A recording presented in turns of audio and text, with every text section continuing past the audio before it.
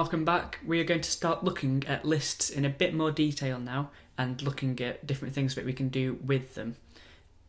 So if we just get started by writing a list, and remember a list is square brackets, I'm going to do the list up to number 11,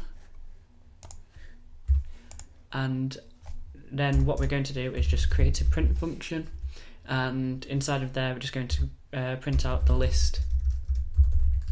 And if we just run this, you'll see that we get the list exactly as we wrote it, which is different again to remember the dictionary, which prints out in the hashed order rather than in the declared order.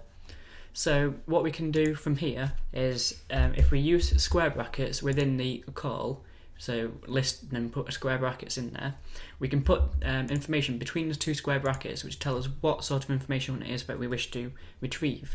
So we can retrieve a certain item using the index value. So remember, it starts at 0, 1, 2. So the second index item is actually the third value, and as you can see we get number 3 out.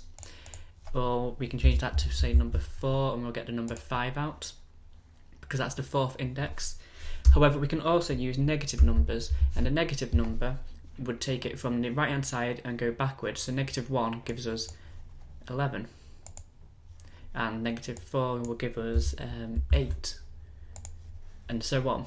So you can, if you want to go from the right hand side to the left, you could do it that way, which is probably the easiest way of doing it. However, there is another way in which you can do it, and you can work out the length of a list by using a function called len. And what that does, just remove that line, what that does is it tells us that the length is 11. So from there you could create a variable called length is equal to length of list, and if you wanted the 4 from the end you could do list, and then we'll do length minus 4, and that will give us number 8 again. So that's exactly the same as doing minus 4 as it was before.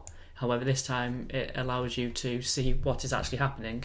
Now I would recommend that you did it the first way, where you just put the minus 4 in straight away, because you get the exact same answer. However, it receives one less function call, which obviously makes it a little bit faster. And also it's better coding because you can actually, it's more condensed, so you can fit more on one line. So if something goes over multiple lines, it usually gets harder to read, and so on. So I would recommend that you learn and you recognise that minus numbers go from the right to left, and positive numbers go from left to right. And left to right starts at 0, but from right to left starts at minus 1. Okay, so the next thing that we can do is we can add something called a sequence, which is if we wanted to select all the numbers from number 2 to number 4. So this is the start and this is the stop value. However, the stop value is one more than where it actually stops. So this will stop at index 3. So you get 3 and 4. So 0, 1, 2, 3. Now notice number 4 hasn't actually been outputted. And the reason for that is simply because it stops at the value beforehand. Now there is a way to get around that, and that is simply just to put it as a value higher than what it is that you want to stop, and that allows you to now get up to value 4.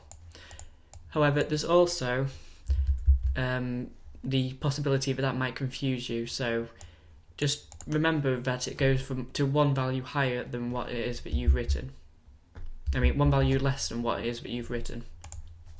Now, because we have the start and the stop, we also have a third option, which is called the stepper. And the stepper, you just add another colon and you can choose how much to step by. So I'm just going to change this value here to 8. And if we run this, you'll see we get 3, 5 and 7. So we start at number 2, which is this index here. Then we skip 2, and this is our next value. Then we skip 2, and this is our next value. So if we were to change this to 10, for example, then we get it ran up to 9. And that is the general idea of how this stepper works. However, you do have the option, if you don't want to declare the where to stop, you can have 2, 2, and that will start at number 2 and skip its way, or step its way up to until it reaches the end. Or if you don't want to start at any particular index and you want to start at the beginning, you can do it that way. with colon 2, and so there are multiple options which you have here, and again you can do colon 4 colon 2, which will get it from the beginning up to index 4, well, one less than index 4, which is index 3, and so on. So this is the general idea in which you can use sequences to select certain ranges of data within your actual list, which is considerably useful when you come to using these to store information about, say, a user or about a program that you're using, like a settings file. It is useful to be able to use sequences and to be able to use the start and stop. So thank you for watching, and I will see you in the next video.